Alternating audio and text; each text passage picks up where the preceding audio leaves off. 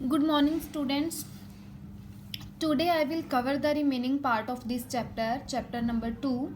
In the last video, I have discussed the three Carnatic wars and one is Battle of Plassey in detail. Today I will continue from the topic Battle of Buxar, that is done in the year 1764. So I will start to read from the Battle of Buxar.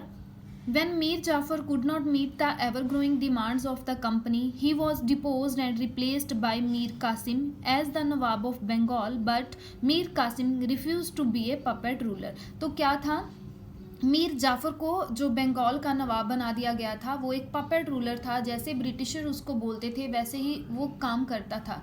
लेकिन वो क्या था, जो ever growing बहुत ही बढ़ने वाली day by day जो Britishers थे उनकी डिमांड बढ़ती जा रही थी, वो उसको फुलफिल करने में नाकामयाब रहा। तो ब्रिटिशर ने क्या किया, मीर जाफर की जगह मीर कासिम को अपॉइंट कर दिया। तो जो मीर कासिम था उसने मना कर दिया कि मैं पपेट रूलर की तरह काम नहीं करूँगा। He try to improve the administration of Bengal and its army. He trained his soldier on the lines of the European company. तो क्या किया, वो उसने अपनी वो जो उसका बंगाल का एडमिनिस्ट्रेशन था उसको इम्प्रूव करना चाहता था, अपनी आर्मी को इम्प्रूव करना चाहता था। उसने अपने सोल्जर्स को like European army he trend किया। तो he also tried to stop the corrupt trade practices of the company official. As a result, he was overthrown and turned out of Bengal and Bihar. तो क्या किया, जो मीर कासिम था वो क्या था, जो बड़ा करप्टेड ट्रेड होने लगा था, क्योंकि कंपनी के सारे ऑफिशियल्स ही काम ट्रेड करने लग गए। लेकिन वो क्या करते थे, कोई भी रिवेन्यू टैक्स पे नहीं करते थे। तो इससे क्या था, डे बाय डे करप्शन बढ़ती चलेगी। कोई भी जो ब्रिटिशर था ट्रेड करता था लेकिन क्या था, टैक्स पे नहीं करता था। वो इस चीज़ को रोकना चाहता था। तो उसने रोकना चाहा। एज ए रिजल्ट ब्रिटिशर ने क्या किया, उसको बंगाल और बिहार से ही बाहर निकाल दिया। In the Battle of Buxar, the British army of 8,000 men defeated the combined armies of Awadh and Mughal emperor who had 40 to 60,000 soldiers. क्या दिया है, in the battle of Buxar fought between the British and Mir Qasim, the latter formed an alliance with the nawab of Awadh Shujauddaula and the Mughal emperor Shah Alam II।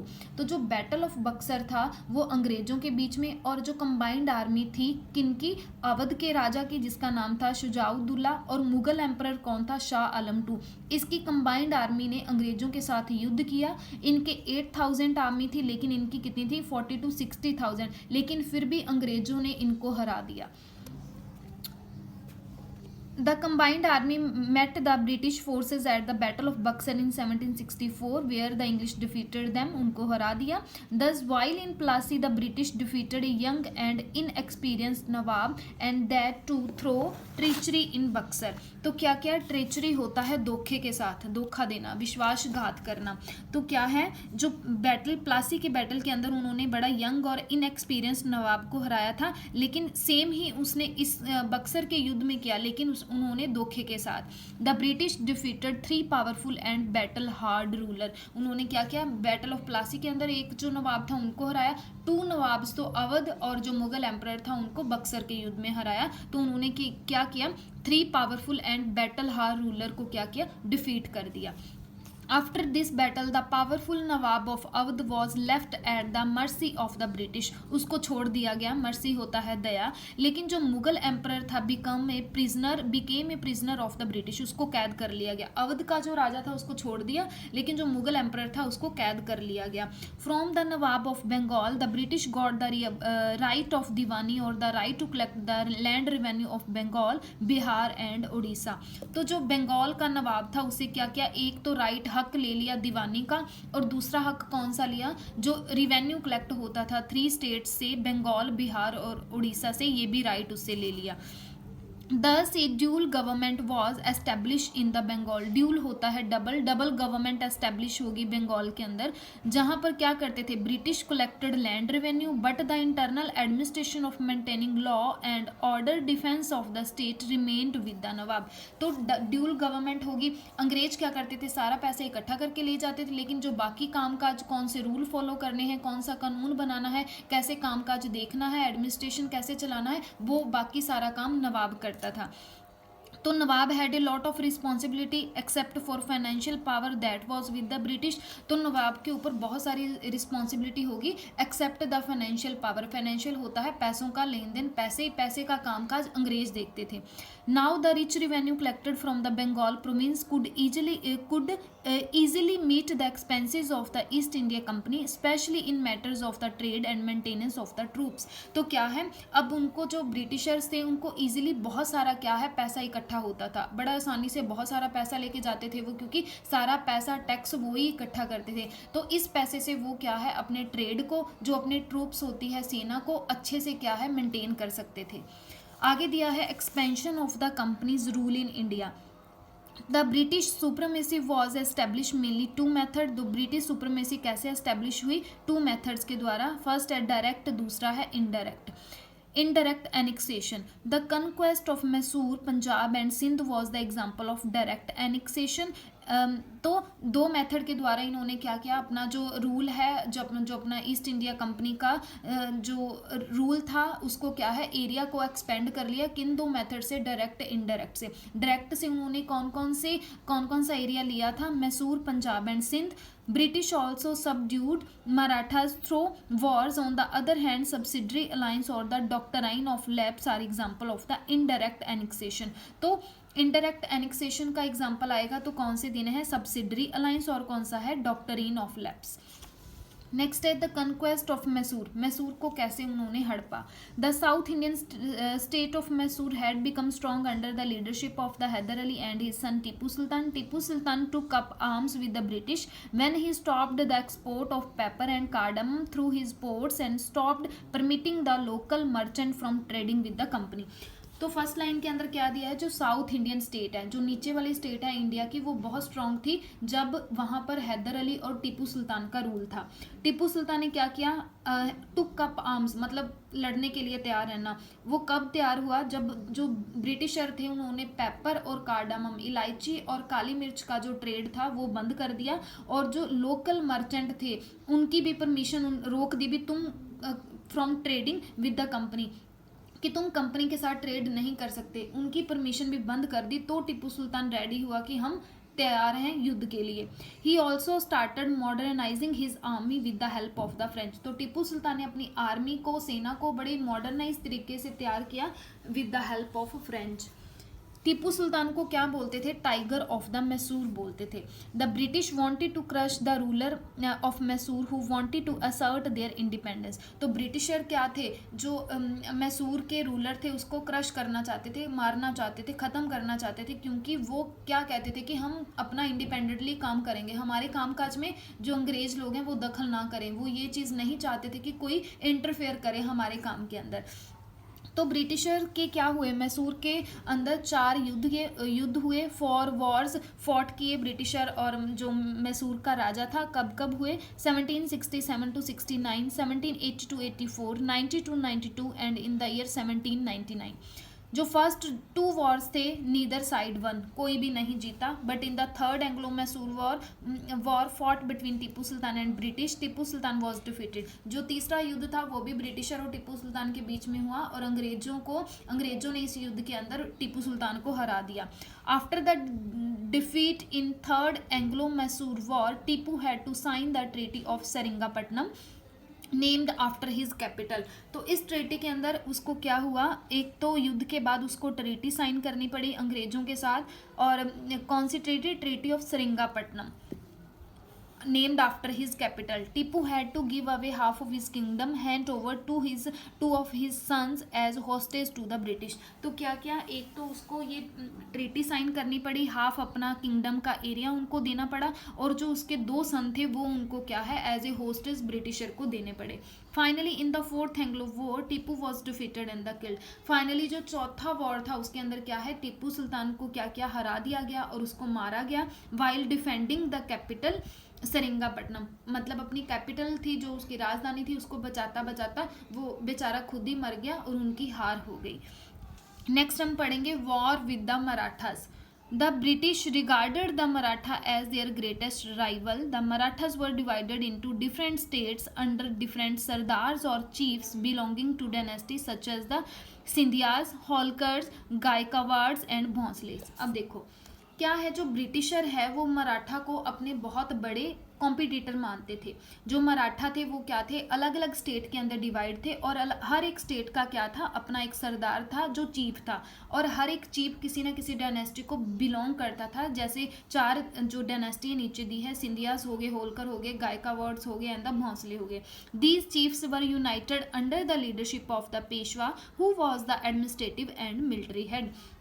तो ये क्या थे, इन सभी का जो मेन हेड था वो कौन था, पेशवा था, जो क्या था इनका एडमिनिस्ट्रेटिव, और जो इनको देख रेख करता था, जो इनकी फौज का हेड था, उसके अंदर ये सारी जो डायनेस्टी थी वो क्या थी, कंबाइंड थी। उसके बाद क्या लिखा है, first Anglo Maratha war was held during 1775 to 82। Second war कब हुआ, 1803 to 1805। Third Anglo Maratha war हुआ 1817 to 19। The British defeated the Maratha due to their mutual rivalry. तो क्या है, ब्रिटिशर ने क्या किया, उनको मराठास को डिफीट कर दिया, हरा दिया। British could suppress the Maratha after 3 Anglo Maratha Wars. The main weakness of the Maratha was there political. अच्छा, तो क्या लिखा है, जो ब्रिटिशर थे वो सप्रेस उनको कर सकते थे मराठास को, लेकिन जो मराठा की मेन वीकनेस थी वो क्या थी, देयर पॉलिटिकल डिसयूनिटी। क्या थी, उसके अंदर जो पॉलिटिकल डिसयूनिटी का मतलब उनके अंदर जो एक बात की सहमति नहीं थी। The British could defeat all the Maratha chiefs, वो सबको हरा सकते थे। Their territory were reduce to small sizes, उनकी जो टेरिटरी थी वो भी धीरे धीरे छोटी होती गई। They were compelled to sign subsidiary alliance with the British and became their dependent allies. उनको क्या, उनको कंपेल होता है, फोर्स किया गया सब्सिडरी अलायंस के लिए ब्रिटिशर्स के साथ, और उनको क्या है, जो डिपेंडेंट अलाइज दे दी गई। डिपेंडेंट होता है किसी पे डिपेंड होना, निर्भर होना। The defeat of the Maratha made the English the supreme power in India. तो क्या थे, धीरे धीरे क्या किया, अंग्रेजों ने सबको हराना शुरू कर दिया। तो क्या किया, बाद में जब मराठा की बारी आई, मराठास को भी हरा दिया, तो अब जो अंग्रेज लोग थे वो बहुत बड़ी पावर थी इंडिया के अंदर। The British also conquer Sindh in order to suppress possible Russian influence over India.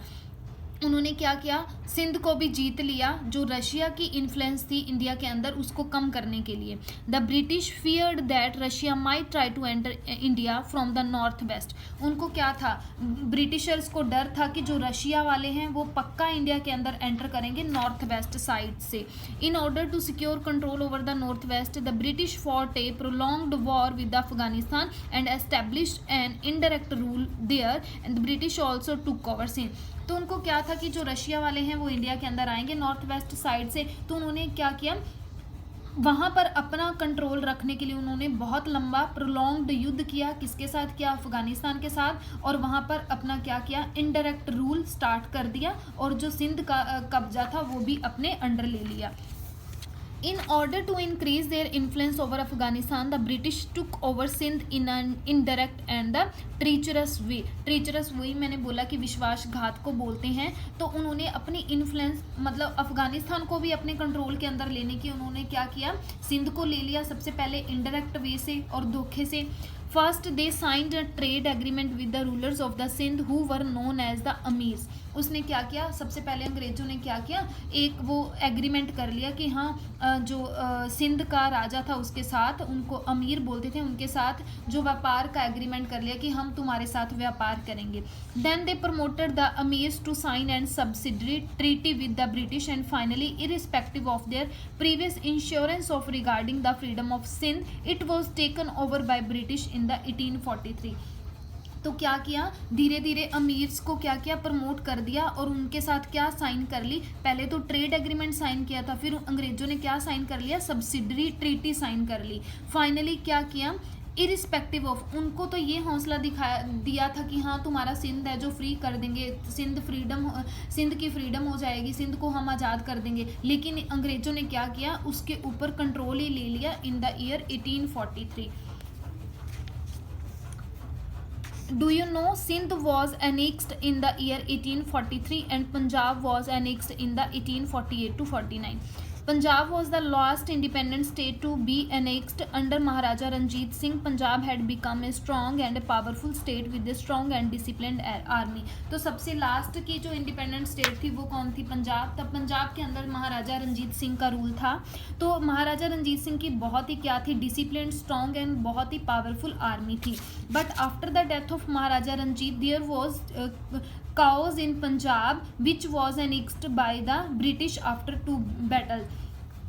तो क्या थे बड़े उसके बाद जो महाराजा रंजीत सिंह के बाद वहाँ पर कोई भी अच्छा रूलर नहीं था. तो धीरे धीरे उन्होंने क्या किया? पंजाब को भी अपने कब्जे में कर लिया बाय फॉट 2 battles. 2 बैटल करके उन्होंने पंजाब को भी अपने कब्जे के अंदर ले लिया. The first Anglo Sikh war began in the 1845. So the Punjab army fought bravely. Some of the leaders had turned traitors. It was forced to concede defeat and to sign the humiliating Treaty of Lahore on 8 March 1846. तो क्या किया? जो first Anglo Sikh war था वो 1845 के अंदर हुआ. लेकिन पंजाब की आर्मी थी उन्होंने बहुत बहादुरी के साथ लड़ा. लेकिन क्या किया? इट वॉज फिर भी उनकी हार हो गई और उनको क्या है? ट्रीटी ऑफ लाहौर साइन करनी पड़ी in the year 1846. The British next a large part of Punjab territory. तो ब्रिटिशर ने क्या किया? पंजाब का बहुत बड़ा हिस्सा अपने कब्जे के अंदर ले लिया. The strength of the Punjab army was reduced and a strong British force was stationed at Lahore. तो क्या है? जो धीरे धीरे जो पंजाब की आर्मी थी वो कम होने लगी और जो ब्रिटिशर की स्ट्रॉन्ग फोर्स थी उन्होंने अपना स्टेशन लगा लिया लाहौर के अंदर. Now the British wanted to impose direct rule over the Punjab and the freedom-loving people of the Punjab rose up in local revolt, but their revolts were crushed by the British. क्या किया? वो क्या थे? जो Britishers थे, अंग्रेज लोग क्या करना चाहते थे? वो अपना ही डायरेक्ट रूल चाहते थे पंजाब के ऊपर. लेकिन जो फ्रीडम लविंग पीपल था, जिन लोगों को आज़ादी चाहिए थी, उन्होंने क्या किया? लोकल रिवॉल्ट करना मतलब शुरू कर दिया, लोकल रिवॉल्ट. लेकिन क्या हुआ? उनके जो रिवॉल्ट थे वो अंग्रेज लोग क्या करते थे? उनको बंद कर देते थे. Lord Dalhousie grabbed their opportunity to conquer Punjab in the 1848. तो जो लॉर्ड डलहौजी था उसने क्या किया? 1848 के अंदर जो पंजाब है उसको जीत लिया. दस the last independent state of India was finally taken over bye the British. तो पंजाब ही एकमात्र ऐसी स्टेट थी जो ब्रिटिशर के कब्जे के अंदर नहीं थी. फाइनली इन्होंने ये स्टेट भी पंजाब को 1848 के अंदर क्या किया? अपने कब्जे के अंदर ले लिया. सो आगे है सब्सिडरी अलाइंस. क्या है? An indirect method of annexation. जी हमने लास्ट पढ़ा था. एक था डॉक्ट्रिन ऑफ लेप्स और एक है सब्सिडरी अलाइंस. सब्सिडरी अलाइंस पढ़ेंगे. The subsidiary alliance was started by the governor general Lord Wellesley. तो किसने स्टार्ट की थी? लॉर्ड वेल्सले ने. It was a very clever method developed by the British to expand British territory indirectly. तो ये क्या था? ये बहुत ही एक बड़ा चुस्ती चालाकी वाला मेथड था. किसने फॉलो किया था, स्टार्ट किया था? लॉर्ड वेल्सले ने. अपने जो ब्रिटिश राज्य था उसको बढ़ाने के लिए, एक्सपेंड करने के लिए. Under this system, the British promised to protect the Indian state by stationing their army in their rulers' territory. तो इस मेथड के अंदर जो अंग्रेज लोग थे वो क्या करते थे? प्रॉमिस करते थे कि हम तुम्हारी इंडियन स्टेट को हम बचाएंगे. वो अपनी आर्मी को रूलर्स के एरिया के अंदर भेज देते थे. Stationing there army in the rulers territory. जो वहाँ के रूलर होते थे उनके एरिया के अंदर जो अपनी आर्मी थी वो भेज देते थे और बोलते थे कि हमारी आर्मी क्या है? आपके एरिया को प्रोटेक्ट करेगी. In return the Indian state had to make payment for their upkeep. तो इसके बदले में जो इंडियन स्टेट थी उनको क्या है? पेमेंट करनी पड़ती थी. If the Indian rulers fail to make their the payment the part of their territory was taken away. अगर वो जो इंडिया के रूलर थे वो पैसा नहीं दे पाते थे तो वो क्या करते थे? उनकी जो टेरिटरी थी, उनका जो एरिया था, उसका कुछ हिस्सा उसके बदले में ले लेते थे. Part of their territory was taken as a penalty. Penalty मतलब तुमने पेमेंट नहीं की, पैसे नहीं दे सकते तो चलो अपना कुछ हिस्सा दे दो टेरिटरी का. A British official called resident was also placed at the court of the ruler. तो ब्रिटिश का एक जो ऑफिशियल था उसको रूलर बोलते हैं, वो भी क्या था, वो जो रूलर का कोर्ट होता था वहीं पे रहता था। ब्रिटिशर की कुछ आर्मी और उनके साथ ब्रिटिश का ऑफिशियल जिसको रेजिडेंट बोलते थे वो क्या है, रूलर के कोर्ट के अंदर ही रहता था। The resident was suppose to give advice to the ruler but in reality the interfere and the dominated the ruler. वो क्या था, वो ऐसा माना जाता था कि जैसे वो रेजिडेंट वो वहाँ के जो राजा है उसको सलाह दे रहा है, एडवाइस दे रहा है, लेकिन रियलिटी में वो क्या करता था, इंटरफेयर करता था और डोमिनेट करता था रूलर को। द इंडियन, उसके बाद दिया है The Indian rulers also could not maintain any relation with any of the rulers without the permission of the British। तो इंडियन रूलर थे वो क्या थे, किसी के साथ, किसी भी रूलर के साथ ब्रिटिशर की परमिशन के बिना किसी और रूलर के साथ क्या है, कोई भी रिलेशन नहीं बना सकते थे। Thus the Indian ruler lost their right of independent decision। तो इससे क्या हुआ, जो उनकी कोई भी फैसला लेने का जो उनका हक था इंडियन रूलर का वो भी चला गया। ब्रिटिशर ने कहा कि तुम किसी और राजा के साथ हमारी परमिशन के बिना बात नहीं कर सकते, तो वो क्या है, जो उनका इंडिपेंडेंसी थी डिसीजन लेने के लिए वो भी उनकी चलेगी, वो टोटली क्या थे, अंग्रेजों पर डिपेंड हो गए। They lost the right of independent decision making and their military power also rested in the hands of British. जो उनकी मिलिट्री पावर थी वो भी क्या थी, उनके अंग्रेजों के हाथों में चलेगी। The British had gathered for themselves influence and power that allowed them to maintain large forces at the expense of the Indian rulers and to take over the Indian states anytime they wanted। तो क्या थे, जो britisher थे उन्होंने क्या किया, वो अपनी जो बड़ी बड़ी फोर्सेस थी उसको किसके खर्चे पर मेंटेन करते थे, इंडियन रूलर्स के खर्चे पर मेंटेन करते थे। और क्या करते थे, जो इंडियन, कोई भी इंडिया की जो स्टेट थी जब उनका मन करता था वो ले लेते थे। Take over the Indian state any time they wanted, जब उनका मन किया वो अपनी इंडियन स्टेट को ले लेते थे। अब उन्होंने कौन कौन सी स्टेट्स को ऐसे लिया है सब्सिडरी अलायंस के through, like Hyderabad, Awadh, Gwalior, Indore, Udaipur, Jaipur, Jodhpur entered into subsidiary alliance. तो इस मेथड के थ्रू, जो इनडायरेक्ट मेथड था, अंग्रेजों ने ये वाली स्टेट को अपने कब्जे के अंदर ले लिया। तो ये हमने रीड करा था अभी, indirect method of annexation. Next हम कंटिन्यू करेंगे, 2-3 टॉपिक्स बच गए हैं। In the next video I will cover these topics. So बड़े अच्छे कंसंट्रेशन के साथ इस टॉपिक को आपने रीड करना है। अगर कोई डाउट है तो आप पूछ सकते हो। Thank you so much.